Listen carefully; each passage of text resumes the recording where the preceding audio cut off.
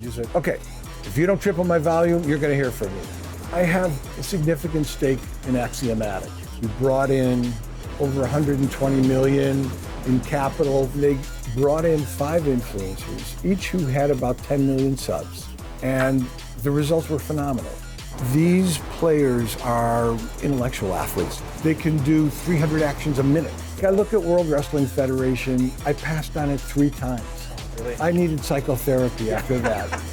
People don't buy as ones and zeros, they buy the uns and outs. Bruce Stein is one of the most influential people in tech and entertainment industry today. He is the former CEO of Kenner Toys, where he led major entertainment properties like Batman, Star Wars, Jurassic Park, and repositioned Nerf from an infant ball line into a weapons line. He also served as CEO of Sony Interactive Entertainment and founded aXiomatic Gaming in 2015, as well as being the Chief Operating Officer on the Board of Directors and Worldwide President of Mattel. He's currently Managing Director at Juno Partners, a private equity firm focused on cutting-edge consumer tech and AI clients, often referred to as a legend of fun. Bruce, welcome. Thank you very much. It's good to see you again.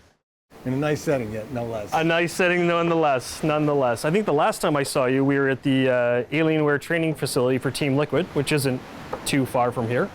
So you live in Southern California now. Were you born and raised here, or you were? I'm originally from Chicago, so you can't really take the Midwest out of the guy. Yeah. I'm from Chicago. I came out here for undergraduate school to go to Claremont, and then I went back to Chicago, to University of Chicago for business school. Gotcha. Tell me about your upbringing. What was that like? What did your parents do? What was life like before California? I was, I think those were simpler days. Of course. And, while there were challenges in the outside world, whether it was the Vietnam War, I was not really a candidate for being drafted.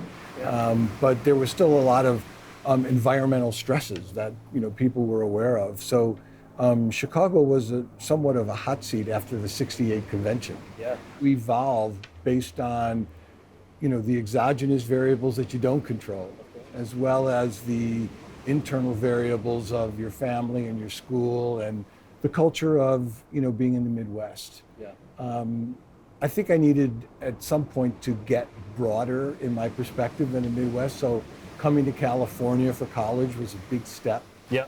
And being at a school where they were doing a lot of research in psychology and biology, which was my focus at the time. And after about my junior year, I did a external studies program at Downey Veterans Hospital. Okay. And with biofeedback. Yeah. And after about 4 months at the hospital, I decided I was going the wrong way. So my last semester, senior year, I shifted gears and started studying business. And then I applied to some graduate business programs and got into the University of Chicago, which was ideal for me. It was ideal because it was much more math-based, which helped from my background in academic doing science and math. But I also liked the way they approached things. I mean, they were, I think, dinged for being too theoretical, whereas Stanford and Harvard were more case study. But their view is, we have to give you tools. We have to build the mental muscle of analytics so that you can apply them in any situation. And the case study method they viewed as helpful, but unless you encounter identical circumstances to those in the case, you might not have a positive transfer of training. So it was a great experience for me. So much of university today is, at least to me, as I think of my kids as they're going to come up at this point here, it's learning how to work. You need to get the skill set, but you need to be able to understand what it's going to take to be successful in the real world. So it sounds like it was a bit of that for you, like kind of getting that skill set, but also getting that work in as well.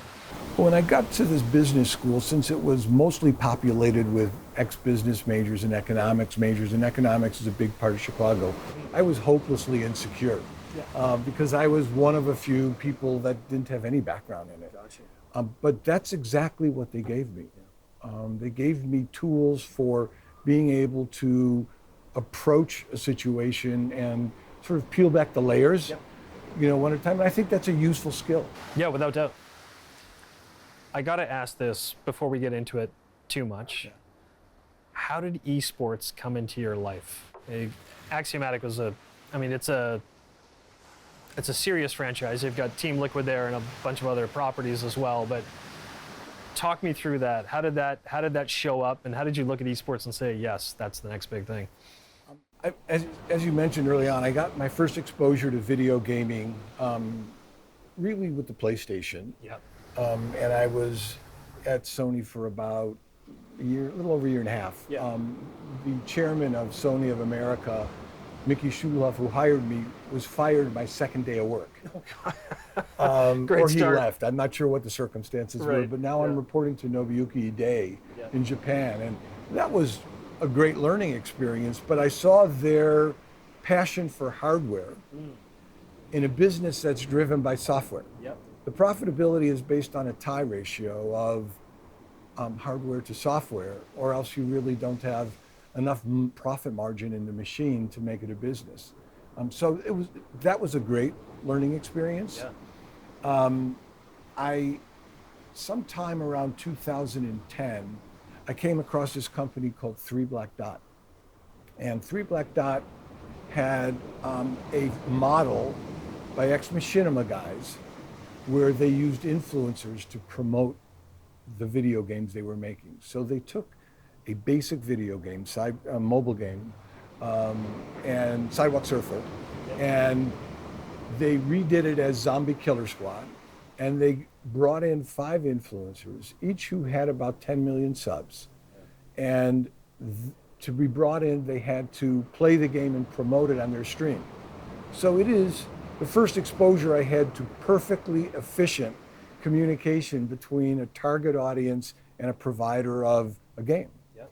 And the results were phenomenal. I mean, the people that promoted it are unusual kind of guys who put up, and a girl, Cupquake, who put up videos of themselves playing games. And it was immediately profitable. And so we did another game after that called Death Realm. And that was a PC-based game, but again, the same model. Yeah. Just going to the influencers. And you could watch as the influencers put up content, purchases of the game in the immediate aftermath of their video. And I just was astonished by it. So that was a great investment. And then I think this was accidental, at least as I remember it. So I was, up late one night reading about video gaming and esports. And I saw an article about Dota and the International, Yeah. this was around 2014 or 15. And the purse was around 16 million. And I thought, how is that? I just turned off the computer and I went to sleep and I said, wait a minute, I think this was a boxcar internet number that I got wrong. And I went back out to read it. And not only was it 16 million was real, which is more than sort of the Stanley Cup or the Masters, right? Yeah. But it also was crowdsourced. And I thought, this is Tom Sawyer getting kids to pay him to paint their white fence. Yep. And I became fascinated with understanding the esports world. And along the way, early actually in my days when I was running Kenner, I met Peter Guber. Yeah. And Peter saved our company. He gave us Batman at a time when we had just come out of an LBO and we had been in junk bond business and it was really a tenuous time. And he gave it to us, took it away from another company. He and Dan Romanelli from Warner Brothers. And we tripled the volume that the other company was doing. And it began a friendship with Peter. Yeah. So this was pre-friendship with Peter. This is when I met him. I mean, I literally passed on Batman. To be truth be known, I passed. And then when I saw the movie, I was just depressed. Like, what a colossal blunder. So I came out to Los Angeles and I sat outside his office for a day. This is before you needed to go through, a proctoscopic exam to get into a building. Right. I went to the Thalberg building on the Sony lot and sat outside his office, and he eventually saw me, and I explained to him what he was getting out of the property with the current company and what we would do. Yeah. And then he just said, okay, You don't have to call me back. I'll take care of this. If you don't triple my volume, you're going to hear from me. And it just started a friendship because everything, you have to be lucky and get things right, and both happened. Yep. We started working on different projects together. We did a kids and family content company together called the Hatchery. And at some point, we were talking about the thing that we share in common, which is monetizing audiences. He's done that through sports and movies and television. And I told him what I was doing looking at in gaming. I was looking at buying a team that only competed in League of Legends, which is the biggest game. And he said, what would you do if you had more money? And I said, I'd buy a team that competed in more titles so that I don't have to pick the right title. Yeah. Picking the title business is a crapshoot. Yep. We knew that from days of doing bad toy lines as well as good toy lines. Yeah. And so he said, okay, I'll do it with you. And I started doing diligence on 4 teams that were local. And in the end, decided that the 2 co-CEOs of Team Liquid, Victor Goosens and Steve Aarons, that were of the cloth. They were people that, in my estimation, we could go on a journey together. Got it. Because it's such a nascent industry. It was so early, and despite all the noise of people chasing teams, we knew that this was the beginning of where this was going, and we needed to have a management group we trusted and that we thought we could make the journey with. But more equally important, it was founded in Utrecht, Netherlands. And the Santa Monica office was when Steve came aboard as part of, he and Victor merging their companies. And I liked the idea of a global footprint for a global sport. Yep. All the rest of the teams were more local, and the vision of being able to monetize a global audience, which has really not been done. People have taken domestic sports and exported them, right? But they've never really monetized a global audience, and I felt like this was the right combination. And so we in 2015 did a term sheet with Team Liquid, and I said, hey Peter, I'm not going to move into a house with a bunch of gamers. It's not really what I'm doing, but I think we should have a gaming platform that goes after, let's say at the time it was 250 million esports players. Now it's more like 500 million, but there's 1 billion gamers. Now there's 3 billion. We have to have a platform that addresses all of those audiences, and esports is in all of it. And he was all for doing the investment and building a company around it, and that's how it started. Like when you say that for a second, there's like 500 million people play esports. I mean, that's like, those numbers are staggering. When you think of marketing to an audience like you're talking about, I mean, those numbers are, I remember when we first met, we talked about, there was one of the championships at Staples Center and it was sold out for like 5 nights in a row. And that was kind of my aha moment when you first said that. I went, how is this possible? Like I grew up playing video games, Nintendo, playing Zelda and what have you, but I'd never played, it kind of passed me when I was, like when it went online, I didn't go with it. And so when I heard that, I went, what? Like people are watching this online, and the numbers are staggering. But if you also, on a more qualitative standpoint, if you like the journey, these players are, I guess, intellectual athletes is one way to describe them.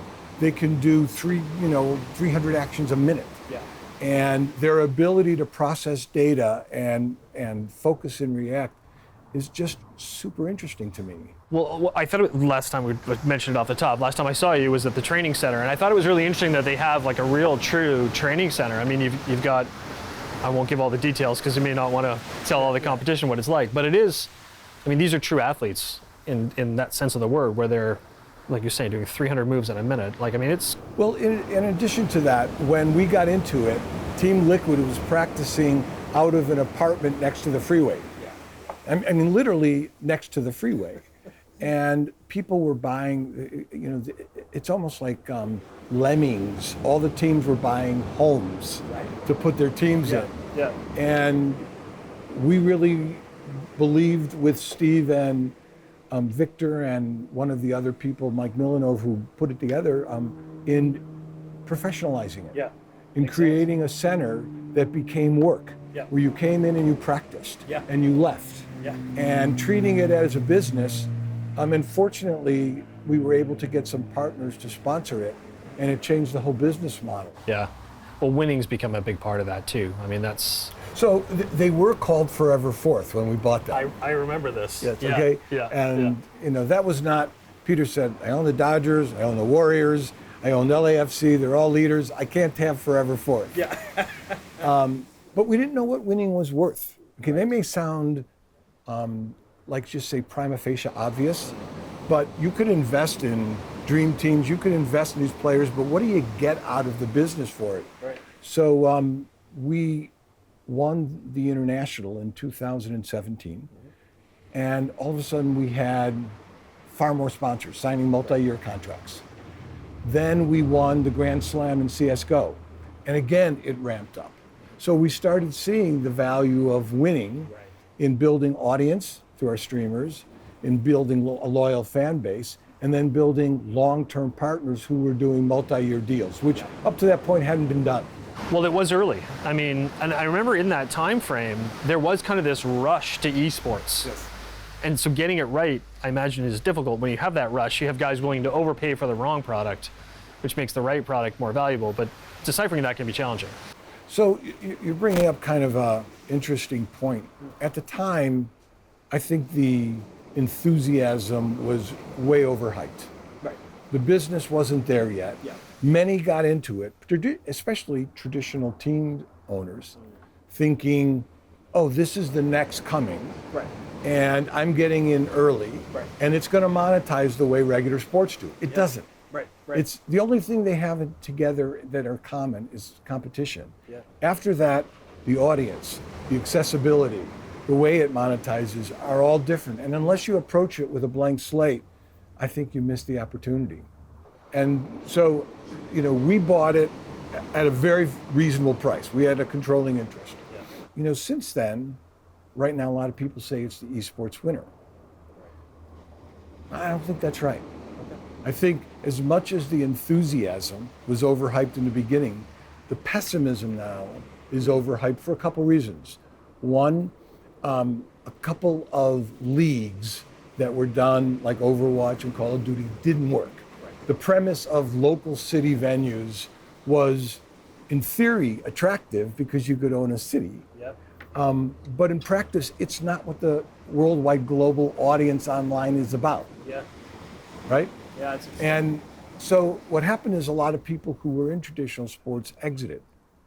And Overwatch and Call of Duty stopped being leagues. And so I think the moment in time was a perfect storm, not a winter. Yep. Because here's why.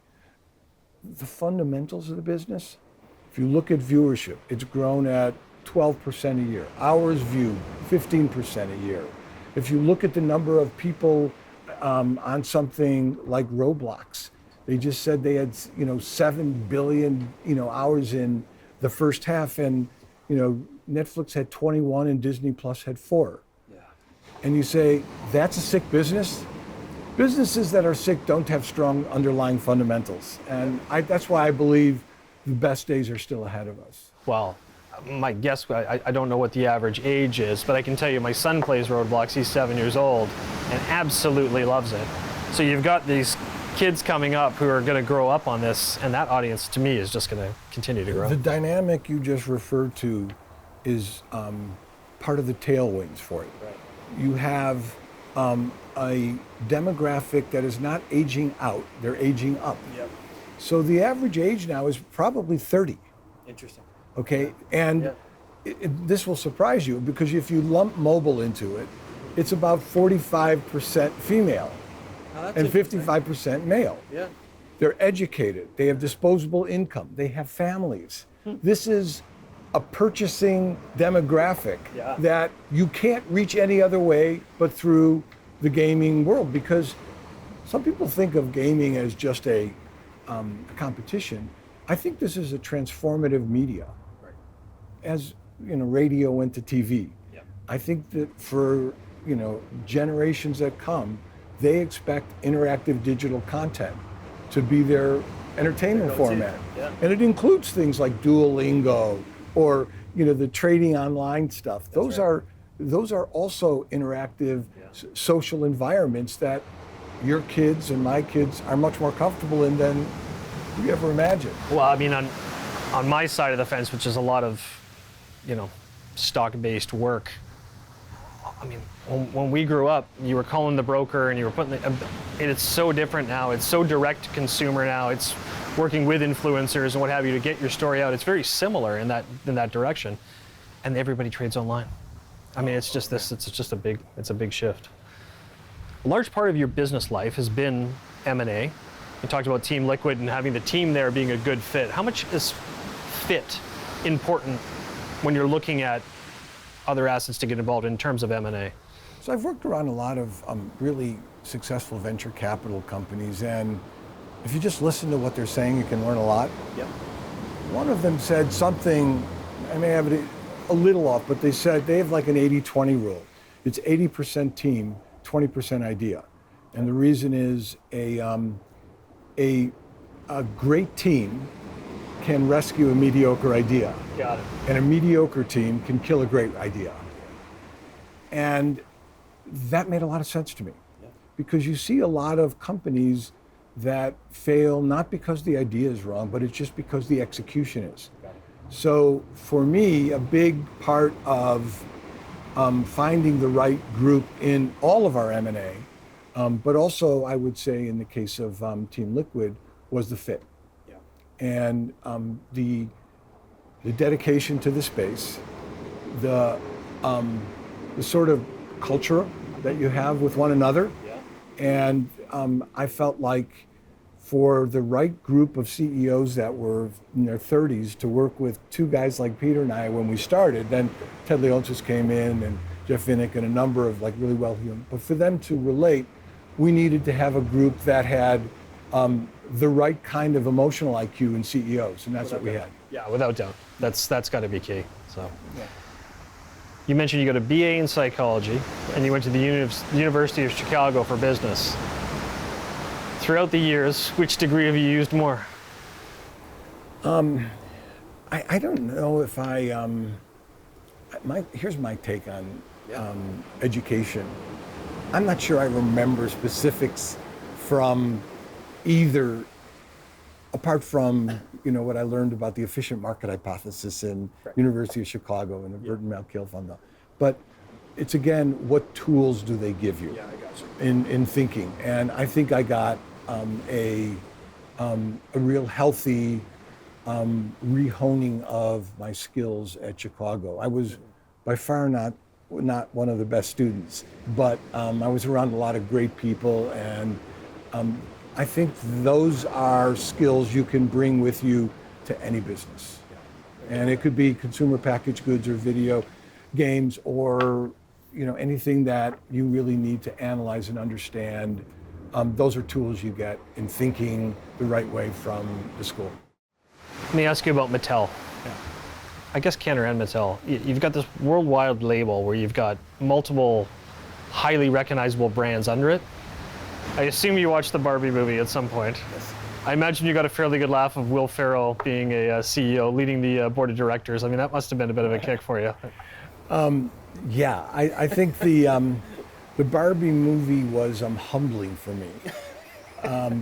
Partly because I wouldn't have done it. I know I wouldn't have. Okay. Just, it's my own predilection towards trying to put too much into a girl's imagination of what Barbie is. Yeah. And I give Inan credit for, doing something that was bold because they wanted to build their digital footprint, their content footprint. The question that, always comes up when you do a movie is how much product did you sell? Yeah. And I don't know the answer to that, but it would have been hard for me to say, I'll risk it. Yeah. And so I give them like a ton of credit for doing something that was groundbreaking. I'm surprised to hear you say you wouldn't do it, as you've been a lead executive over at Mattel, you've been CEO at Mandalay Entertainment. It seems like the perfect fit, and it's interesting that it would have you would have passed on it. Well, maybe you're more aware, I'm more aware of the stuff that I passed on and missed than the stuff that I succeeded. That's very easy to do. Yeah, I agree. Like I look at World Wrestling Federation, I passed on it 3 times. Oh, really? I needed psychotherapy after that because I just didn't get it. Well, there might have been a challenge of dealing with Vince McMahon too. I don't know how easy that would have been. It's but, true. Yeah. But I think the key for marketing is being able to put your third ear on as a consumer, not as I like this or my kids like this. Right. The question is, can you project for a demographic? And that's where I missed. And fair. Yeah. I look at the Barbie movie and it felt more adult to me. Yep. So I know that it would have been impossible for me. I know I would have passed, Right. but it did such wonders for, I think, polishing the brand and contemporizing it, that's fair. that I give them a lot of credit. Yeah. You were CEO at Sony Interactive. Biggest projects, best successes there? The biggest success was Crash Bandicoot. And it was not a property that Sony Corporate was that interested in doing, particularly the creator of the PlayStation was an engineer, and Kutaragi. And he put the fastest processor in a console. It smoked Sega, it smoked Nintendo. They didn't want to, through content, trivialize it and make it younger. My view is it's easier to keep a consumer in than it is to try to get them to switch. So having a property like Crash Bandicoot was an entree point. And I think that was, something that I look back on and say that was a good move. That was a good one. Yeah. Future of gaming. Do you see play to earn or the broader concept of blockchain gaming? Is that the future now, or? So I have a pause mechanism when it comes to the technology du jour. Okay. Because it might be interesting, but is it compelling to the format? Mm-hmm. I was on the board of directors of ViewSonic, which makes screens, and they have a real niche in the market, and extraordinary company that is in a very tough margin-thin business. At Consumer Electronics Show, everybody was coming with 3D televisions. And you looked at it and you said, it's different, but this is a technology looking for a home. Right. And I think in the case of, Web3, even some of the crypto applications, they make components of gameplay, they're not transformative. And I think that is true in what we've seen also with VR. We've yet to see the title that is going to drive that platform. Every single title, think of Nintendo with Mario Brothers and Donkey Kong, and think of Sega with Sonic, and think of every console has had a title that drives it. That's what people don't buy, as Peter would say, they don't buy the ones and zeros, they buy the oohs and ahs. And this is something where I don't think you can possibly go forward with a technology unless you see a unique ooh and ah. Right. And I think Web3 and crypto are components of the play, components of gaming, not the core of what drives people to a particular title. I'm moving my cue cards around because I want to ask you about your sort of investing life. Yeah. Are the bulk of your investments ownership positions, or are a lot of them just passive? So I have a significant stake in aXiomatic. Yes. It was a company that we started. We brought in over 120 million in capital for the company. We put to work over 300 million when you look at the SPVs for Epic and for Niantic and things like that. That to me is, because I feel, maybe I don't, but I feel like I understand that business. I'm comfortable investing in an active way and taking an active role. In other areas of my life, for diversification, like anybody, I have someone that I really believe in who can manage that better than I can. I think that's, again, know what you know and know what you don't. Yeah, that's wise. That's wise. You've had some incredible, let's refer to them as sort of brand name investors, big sports celebrities and what have you. And give us some insight in what it's like working with those personalities. I think there's a part of it that is remarkable. They're people that come with amazing stories of what they've built. I bet. And they also make, for companies that are at early stage like Liquid, and if you make your job raising money, or if you don't get it done in a way that's consistent, you can spend all your time raising money, not running the business. Yes, very true. And having the kind of investors we had inside aXiomatic made the capital raising process very smooth.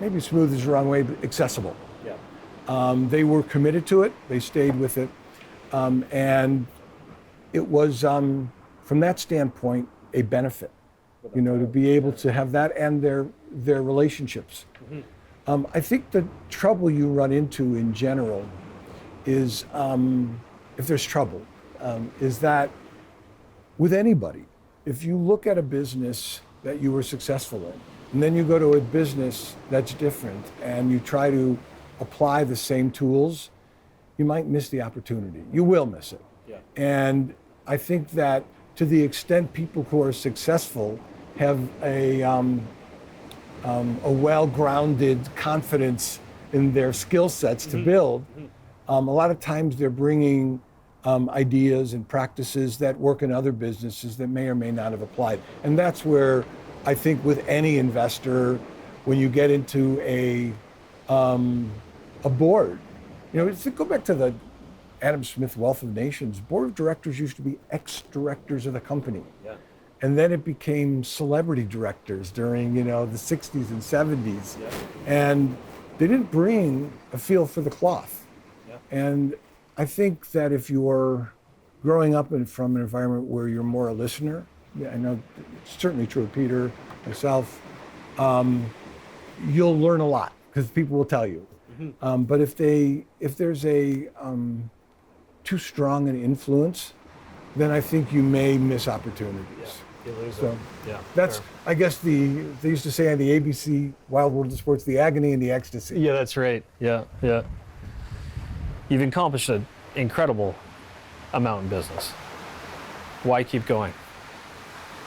I think that if you stop learning, someone, I don't know who had the quote, somebody said, when you stop learning, you die. I am hopelessly, maybe chronically curious. And that's how I came into gaming. I don't do a lot of other hobbies. I'm kind of boring that way. So for me, the study of where these businesses are going, finding entrepreneurs, finding people who are passionate about their business is just engaging. I'm learning a lot, and there's nothing else I can do with my time that I think compares. It's the joy of the chase. It's the same reason I'll probably never retire. Yeah. If you love doing it, you're not really working. You're kind of. And there's also a emotional gratification from building. That if you go out of that, you know, people they play golf. Almost everybody describes it as frustrating. Yeah. I don't have to do that. Yeah. I got the joke. Yeah. You know, I'd rather look at stuff where you're doing something that is collaborative with different types of people and expertise, and you get to go along for the ride. I think it's a luxury. I love that. Yeah, I love that. One piece of business advice for someone who's younger watching this, that's looking to build a career. I guess two things I would say. That one I've already said, which is know what you know and know what you don't know, and stay away with humility from what you don't know, and you'll learn, and go with ferocity against what you do know and love. So when I actually took over Kenner, it was when the existing CEO left. I think everybody took a step backward and I was there. Right. But I had to learn things about a public company. I had to learn things about the running on the sourcing side and the financial group, and I didn't know it. But if you listen, you can pick up a lot, and people are definitely willing to educate you if you're willing to learn. So know that, and like I said, ferociously go after what you love and you're good at. Then the other part is something that you learn in the toy business, which is make the most of the stuff that works and the least of the stuff that doesn't. I've made a ton of mistakes. I'm pretty good at getting off of them quickly. Yeah, that's good. And the stuff that works, go for with the same ferocity I mentioned before. But if you're married to, I did my own product innovation at Kenner that I thought was a great idea. We already had the Easy Bake Oven. I wanted to do the puppy snack bakery so that kids could make food for their dogs. Yeah. I thought it was same tooling, just reboxing, repackaging, different story. We were able to get formulas from a veterinarian. Didn't work. Didn't work. I got off of it. Yeah. So I think you have to be willing to abandon the stuff that you may think is, absolutely the second coming, and recognize that, we're all flawed people. Well, that's right. That's fair. I'm going to shift now. Yeah. And I've jotted this down as the state of California. Oh, okay. So here we are, we're sitting in Southern California. My wife and I come down here with our kids quite often, go to Indian Wells. We love California. We spend a good amount of time out here. We love the sunshine, we love the lifestyle, but I will say, when traveling through the US, California brings up a lot of sort of opposing political views for people. What's your view of the state as a whole and where it lies socially, politically these days? Well, first of all, I will say that when I was trying to decide on business schools, I had been waitlisted at Stanford and I was accepted at Chicago. My father said, if you go to Chicago, I'll pay. If you go to Stanford, you pay. Okay. Midwesterners just think that people in California are singing from a book they don't want to know about. I think California is a compromise. Like any place, but California has this. Yeah. It has weather. It has a great, I think, culture. But look at all the businesses that have left for good reason. Look at the gas tax. Our gas tax here is almost 70 cents a gallon. We're number one in Illinois is actually second, but it's 70 cents a gallon as state tax. We have one of the highest sales taxes here.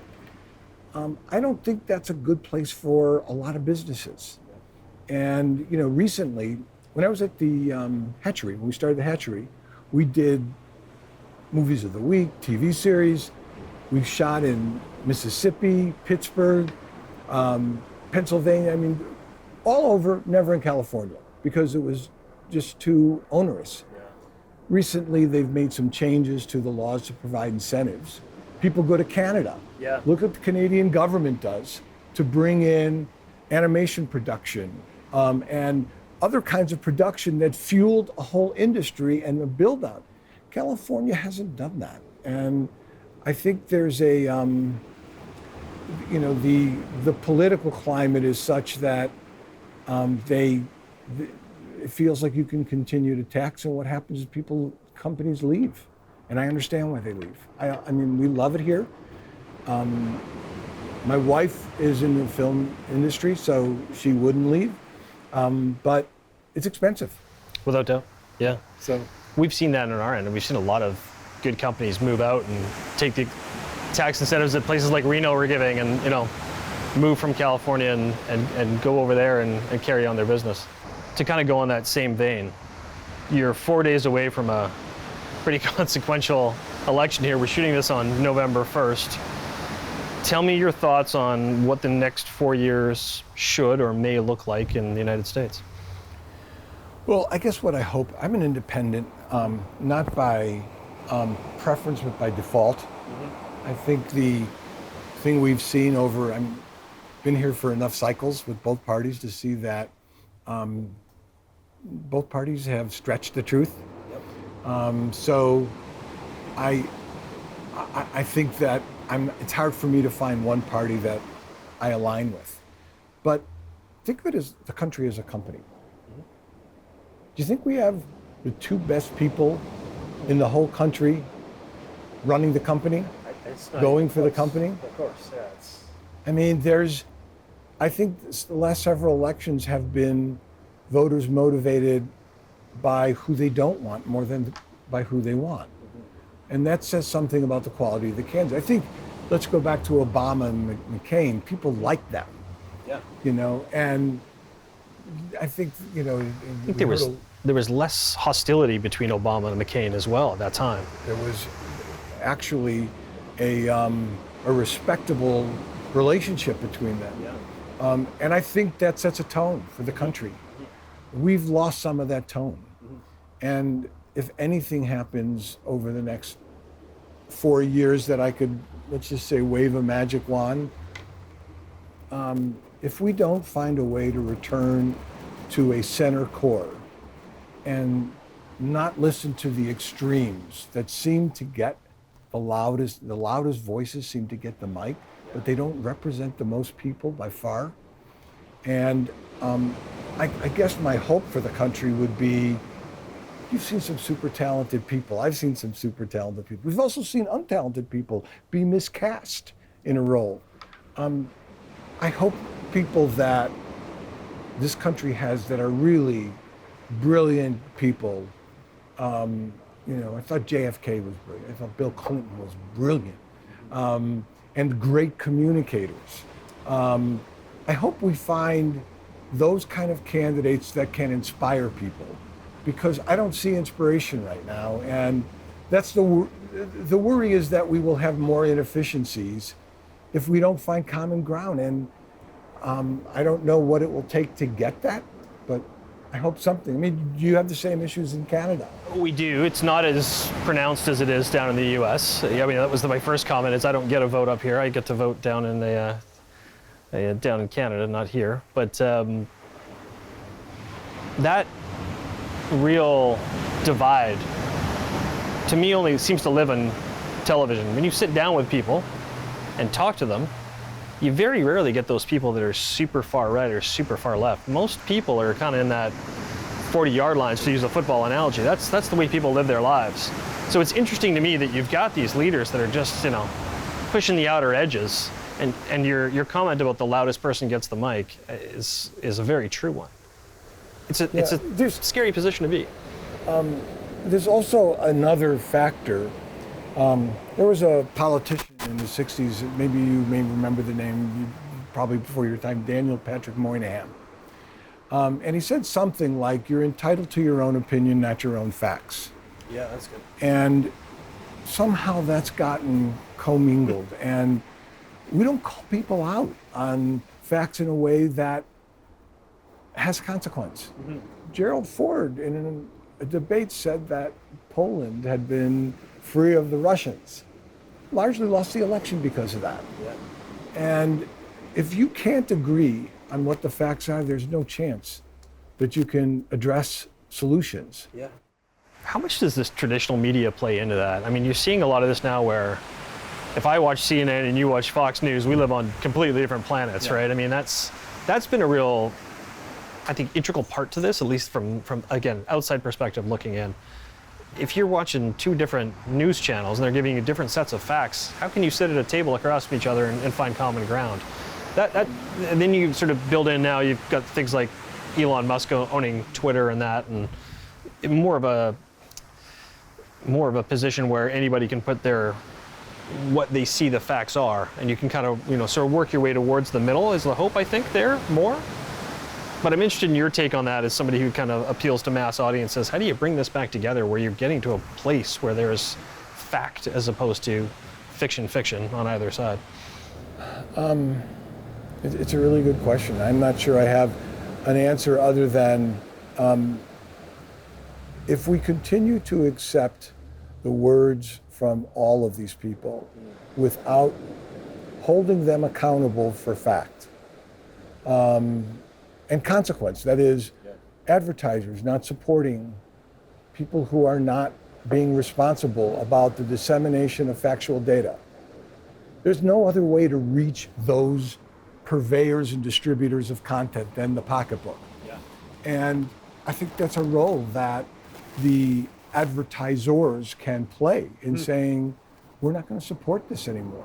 If you're, even though you have audience, it's a tough thing to do. Oh, for sure. You know, the difference between being able to have the courage of that conviction and saying, I'll allow myself not to reach that audience, is the only way we'll ever get people that are in management to influence the broadcast to be accurate. Yeah. What's the motivation otherwise? No, that's right. You have to go after the money. Yeah. Very good. Switch over, ask a couple questions about investing. Sure. Thoughts on gold as an asset class?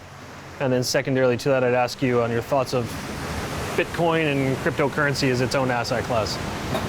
So I go back to what I said before about know what you know and you don't know. Yeah. I don't know commodity trading. Yeah. I do know how to look at companies. Gold doesn't produce anything. So I have a tough time being able to assess what is a fair value.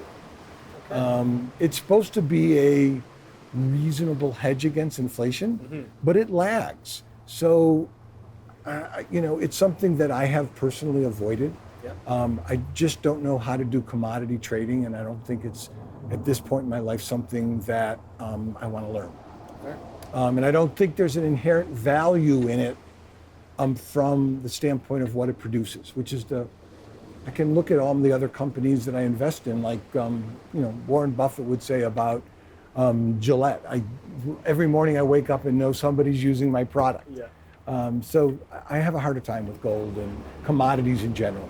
Interesting. Okay. So to Bitcoin and cryptocurrencies, those are more tech commodities to me. Yes. And they have not only the variance that would come with commodity trading, but they have the uncertainty of what happens with tech trends.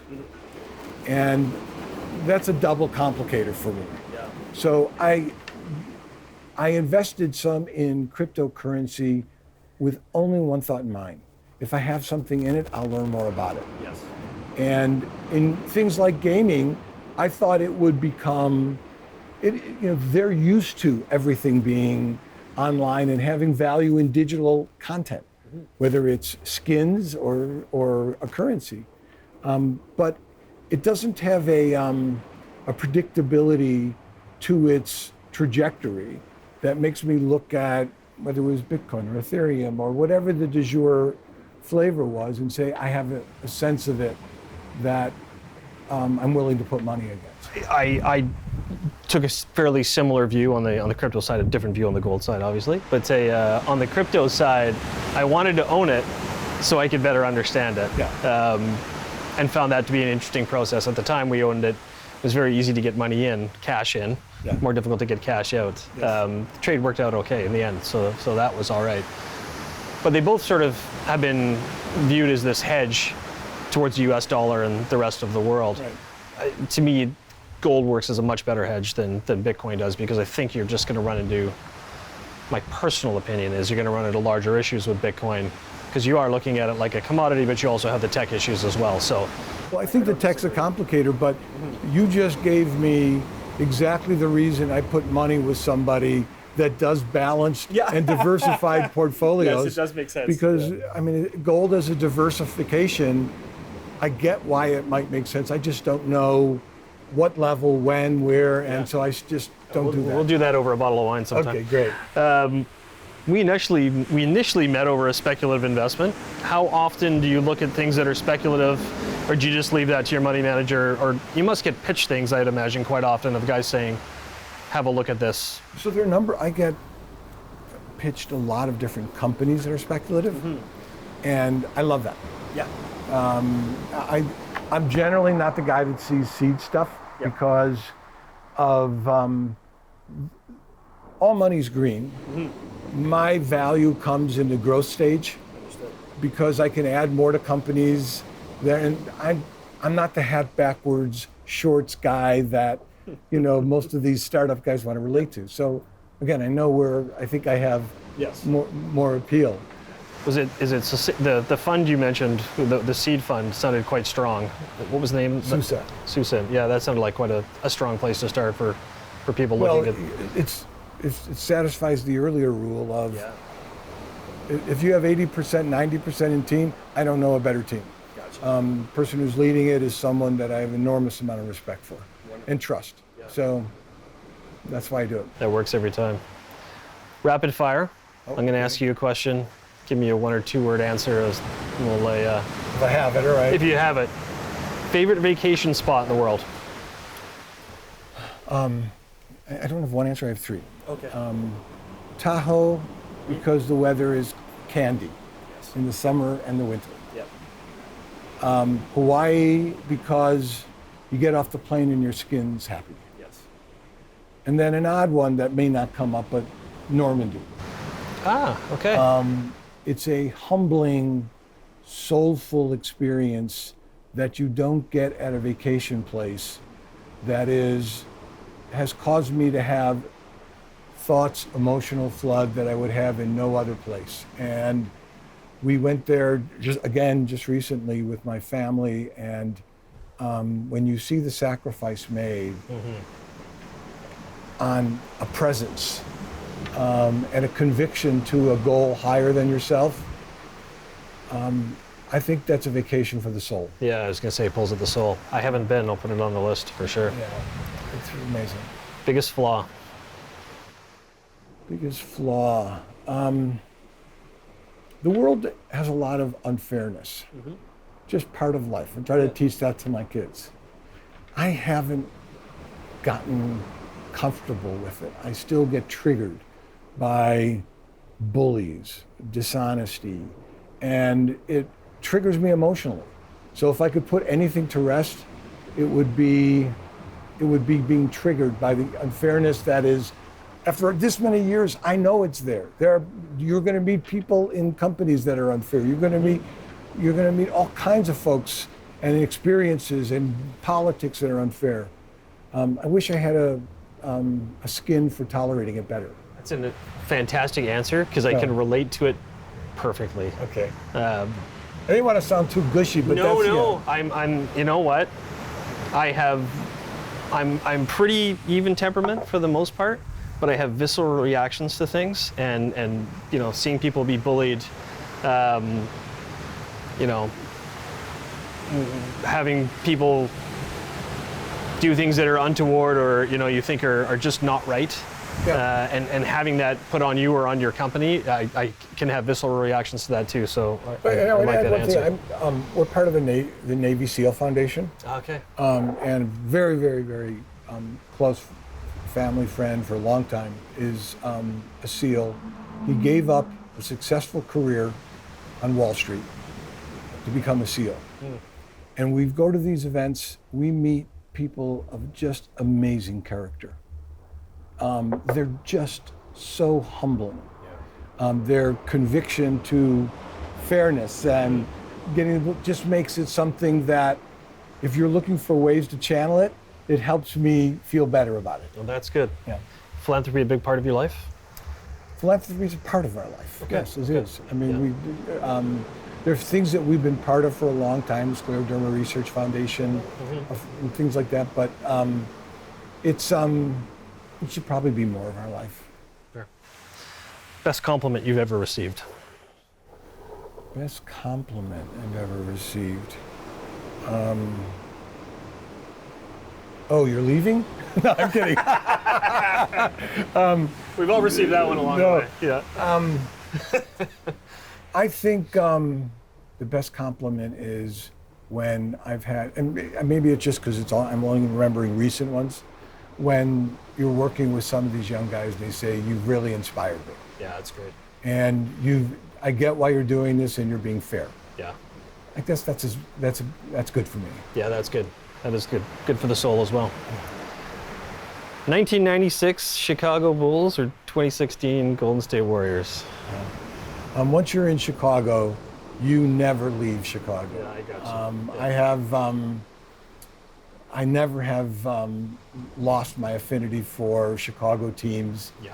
And you have to be a a lover of adversity Of course. because they go Of through so course, much. yeah. But I just was a Bulls fan. I did a product line called Starting Lineup, and it was NBA, Major League Baseball, NFL, hockey, action figures with cards. I couldn't get into the card business because Fleer, Upper Deck, Topps all had licenses. So I did action figures and then put a card as a promotional piece. And I got to spend some time with some of those guys, and it just, I can't go away from the Bulls. Yeah. Yeah. That must be pretty cool. That would be. Well, I took a picture of my grandfather with Michael Jordan, Oh, awesome. and I gave it to him, and he said, when I die, I made it into a clock. The picture. Cool. Oh, okay. And he said, when I die, put this in the casket. And I said, okay, and I'll even put in extra batteries. That's awesome. That's awesome. Well, the right answer was the 2019 Toronto Raptors, but that's okay. Okay, yes. Are you predominantly happy with the way that you spend your time? I'm very happy with the way I spend my time. I have the ability to select, from a professional standpoint, the people that are challenging, interesting, driven, and honest. And then from a social standpoint, I'm able to pick people that have depth of character that I find admirable. So I couldn't ask for more. Yeah, wonderful. I also have been super lucky in that been married 28 years. I don't think there's any way to predict. I didn't get married until I was late, like 40. Yeah. And I got beyond lucky. And as much as I tried when I was ready, I couldn't make it work. Again, that's like knowing what you can and can't do. Right. And you can't fix some things. But I got super lucky, and I'm happy with that part with my wife and my kids. Every day I'm grateful about. That's awesome. If you could tell 20-year-old Bruce one piece of advice, what would it be? Oh, I think I would say be patient with your journey. I mean, when I went out of business school, there weren't 25-year-old CEOs. Right. And there weren't the stories of guys, being able to sell their companies right away to become billionaires. And there wasn't this pressure of knowing exactly what you're going to do and where you're going to fit. There might have been, but I didn't know what to do with it, I guess. Right, yeah. And if you would have said to me when I was graduating business school and coming out of Rockefeller Chapel, here, you're going to wind up running Kenner, Hasbro, Mattel, then you're going to go to Sony, then you're going to be in the toy business and video games, I'd say, what? And when I first was pitching people about aXiomatic and Team Liquid, this never has happened to me before. I would say 95% of the people wanted in. I've never had that before. At least that much, I had no idea what it was. It was just people were driven to something that was topical. And I think for some people, more than death, they fear being old. And this is a touch point with being connected to another generation. Yeah. And appreciating them in their venue, not your own. On your own, yeah. I like that. It's good. Final question. What do you ultimately want to be remembered for?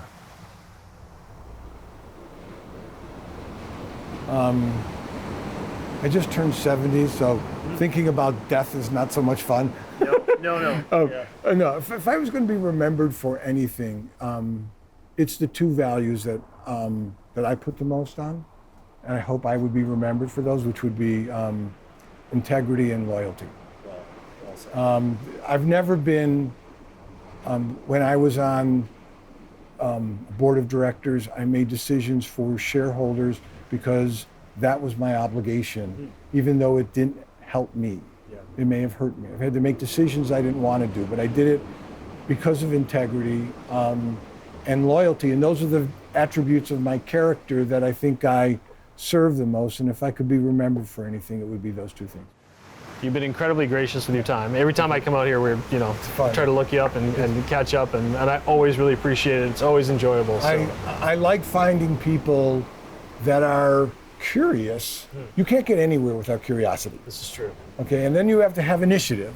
So I used to look for curiosity, initiative, and then you have to have some gray matter. Right. But to find people who are curious, as you are, and then have the initiative to do something about learning about it, time well spent. Appreciate it. Thank you, Bruce. Yeah, take care.